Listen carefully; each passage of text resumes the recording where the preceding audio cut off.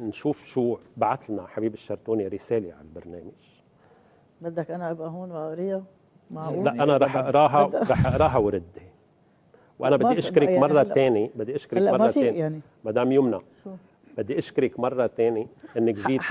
حسب شو فيها هالرسالة. خليني أقول لك إذا عم بيعتذر من مين الرسالة؟ بيقول من حبيب الشرتوني مباشر إلى برنامج الرئيس. يعني هلا أنت بس أنت اليوم عم بتأكد لنا إنه حبيب الشرتوني بعده عايش، وإنه حبيب الشرتوني عنده حبيب الشرتوني بعده عايش ونبيل العلم بعده عايش. لا نبيل العلم هلا ما رح نفوت، بس إنه حبيب الشرتوني بعده عايش وعندك تواصل معه. يعني أنت اليوم مفروض تسلمه للدولة اللبنانية. يعني الشخص اللي جاب لك هيدا المكتوب اللي بيعرفه لحبيب الشرتوني او ما بيعرفه. انت بتعرفي كيف توصل المكاتيب على الجديد؟ طيب مش هيك عم بسالك، هل المكتوب هيدا صحيح او غلط؟ لا صحيح، تاكدنا من مصدر. دونك انت اليوم هيدا المصدر لازم يسلمه لحبيب الشرتوني للدوله اللبنانيه. طيب خليني اقول شو بيقول ان السبب المعلن لاغتيال بشير الجميل واضح وضوح الشمس، بنشوفه على الشاشه، ومتعلق بالخيارات الوطنيه المطروحه امامنا، فاما نحاول الدفاع عن بلادنا ومصالح شعبنا امام المعتدي علينا او الطامع بمواردنا وحقوقنا كائنا من كان، او نرضخ للقرارات الخارجيه الجائره وللاملاءات كما حصل في تاريخنا لا سيما الحديث، ولا نزال ندفع بسبب هذا الرضوخ مكرهين الاثمان الباهظه.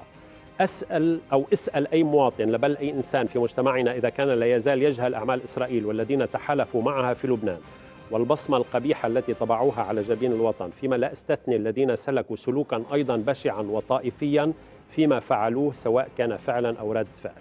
لو نجح مشروعهم آنذاك، هل كانت فشلت المشاريع الموازية للكيانات التكفيرية؟ هل يرضينا تقوية طائفة على بقية الطوائف؟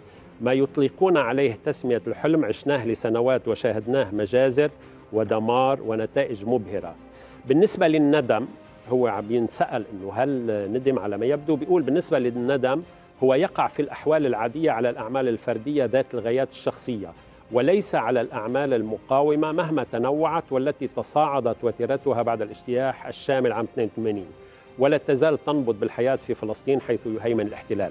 أما في هذه الحال بالذات فالسؤال منسوب للخيارات الوطنية التي ذكرتها، ولا مجال للتبديل فيها، وإلا لأخذنا خيارات صالحة للقرون الوسطى.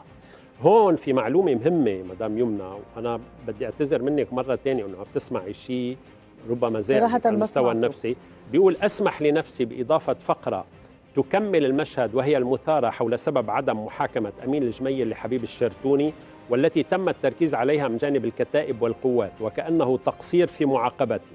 إن المعلومات التي أدليت جزئيا بها بعد انقضاء 30 عاما أي بالعام 2012 تفهم بأن الحتف كان أخف وطأة من المعاملة الفريدة والشرسة والمحترفة التي عملت بها طيلة 8 سنوات، قضيت 6 منها بالإفرادي، وهذا حتى أجن قبل الموت ليقال إن الفاعل مجنون.